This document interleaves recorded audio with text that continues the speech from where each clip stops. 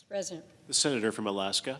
Mr. President, I join my colleague from Utah, the chairman of the Energy Committee, in speaking today in clear opposition to the Senate Joint Resolution 10, which would terminate the energy emergency that has been declared by President Trump. I think my colleagues here on both sides of the aisle know that I'm not afraid to suggest when I think the president may be heading in the wrong direction. But folks, on this one, he has absolutely, positively, clearly hit the mark, and I think that the chairman of the Energy Committee has outlined in pretty good detail how that has come about. We know that our country is blessed with extraordinary assets. We have the potential to become the world's leading resource superpower. But in order to do that, we have to be able to produce more energy domestically. And that means we have to be able to extract more minerals. We have to be able to build more transmission lines. We need to be able to overhaul what is clearly a broken federal permitting process. And we can do this. We can do this in a way that is cheaper, that is more reliable, more clean, really, than any other nation in the world. But we've got to kind of dig out now from where we have been over these past 4 years, where we saw setback after setback for resource-producing states like mine, the state of Alaska. Let me give you a little detail in terms of what we're facing in the state of Alaska, a state that, again, is known for its resource wealth.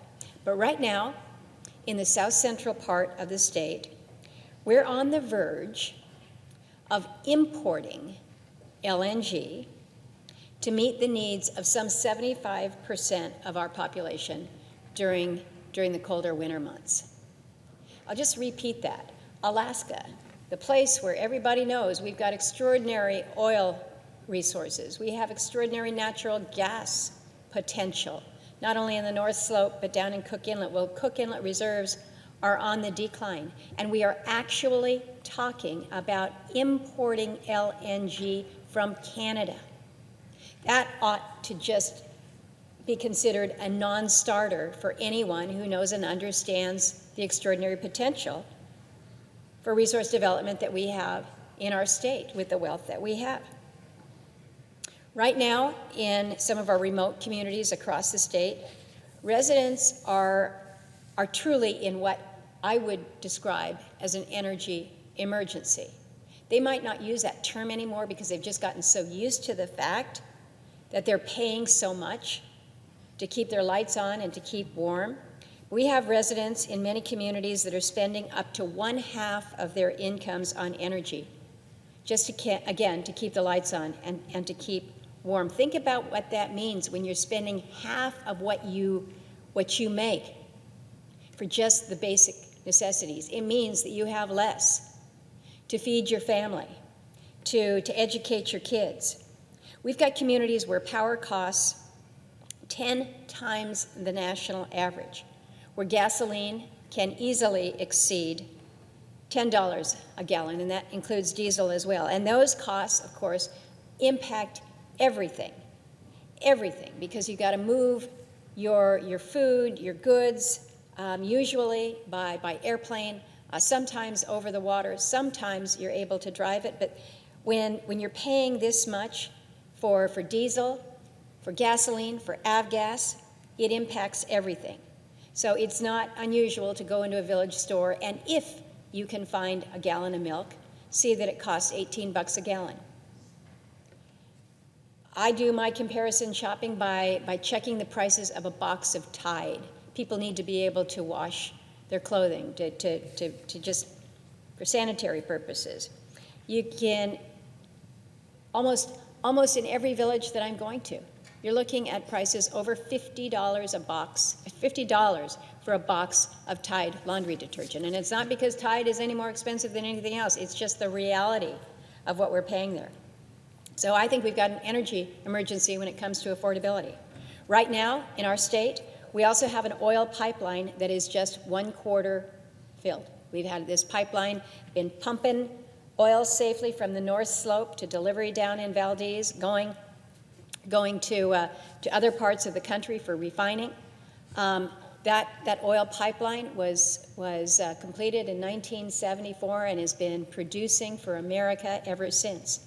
But right now, it's about 1/4 full. That pipeline starts in, again, one of the most geologically prospective regions on the earth. But what's happening is you have had federal government controls that surrounds most of the lands there, and it has led to decreased opportunities to expand production up there, and a pipeline that, again, about 1/4 full. I mentioned the benefits of oil here. I talked about natural gas, but we also have known deposits of about 50 critical minerals, the building blocks of our modern society and our national security. We have just about everything that our nation needs to break its deep dependence on China, to be able to rebuild our supply chains. But if you can't access it, you can't produce it, and we can't benefit from it.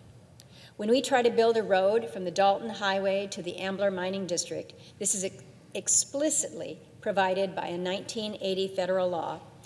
We did this as part of a grand compromise. The road corridor was in exchange for a creation of a massive national park and preserve.